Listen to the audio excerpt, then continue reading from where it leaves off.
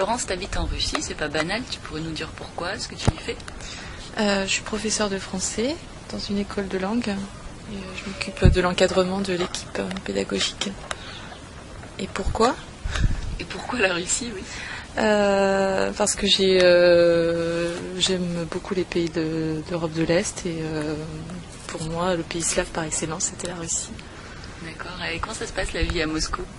C'est un peu difficile, il y a c'est un peu stressant mais c'est très très riche. Par exemple, t'habites où? T'habites loin de ton travail? J'habite à 40 minutes de mon travail en métro. C'est un peu lourd tous les jours de faire le trajet, mais comme tout, on s'habitue et puis je fais de la lecture pendant ce temps-là. Ouais, tu t'occupes quoi? Je m'occupe, oui. Et tu parles un petit peu de l'ambiance de Moscou, des sorties, ce que tu y fais?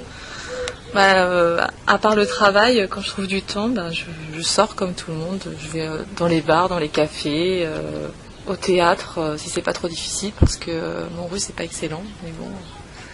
Et puis le week-end, on essaie de sortir de Moscou pour se reposer à la campagne, ça fait du bien aussi. Par exemple, tu vas où? J'aime beaucoup aller à Souzdal, c'est une petite ville à 3 heures de Moscou. Il y a, je sais pas, une quinzaine de monastères, très agréable, jolie campagne. Ouais, et la vie à Moscou, tu trouves que c'est vraiment différent de la vie en France? Oui, c'est différent parce que c'est plus difficile, c'est une grande ville. Peut-être c'est beaucoup plus grand que Paris. Et s'adapter à Moscou, c'est difficile de par la langue et puis de par du comportement des gens qui est un peu différent. Donc c'est un peu, au premier abord, ils sont un petit peu plus froids. Donc il faut comprendre pourquoi et comment faire pour se faire des amis là-bas. Et alors, par exemple? Comment faire pour comprendre les gens? En fait, les gens sont très très froids au premier abord, mais dès qu'ils considèrent qu'on est leur ami ou qu'on est entré dans la famille, tout change. Et là, du coup, ils sont beaucoup plus chaleureux, on est invité chez eux, on a beaucoup de choses sur la table à manger, beaucoup d'alcool, etc. Donc, du coup, l'alcool, ça permet de communiquer. T'es pas devenu alcoolique quand même? Non, pas encore, mais bon, qui sait. D'accord. Tu penses que tu vas rester longtemps en Russie? C'est ma dernière année, j'ai décidé. Ça fait déjà 3 ans que j'y suis, donc je pense que je vais essayer de voir autre chose l'année prochaine. Ouais. Et pourquoi tu n'aurais pas envie de rester plus longtemps? Parce que Moscou, c'est une ville très prenante. J'ai peur de plus pouvoir en partir, en fait.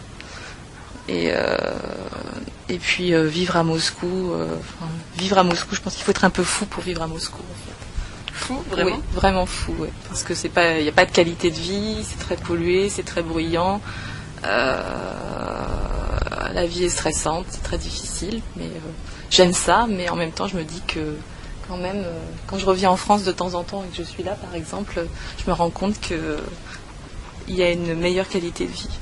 Mais tu regrettes pas d'habiter à Moscou? Je regrette pas, j'adore vivre à Moscou, j'adore les Russes, j'adore les perspectives de voyage en Russie, mais la France c'est un joli pays aussi et peut-être que revenir dans son pays c'est pas mal aussi.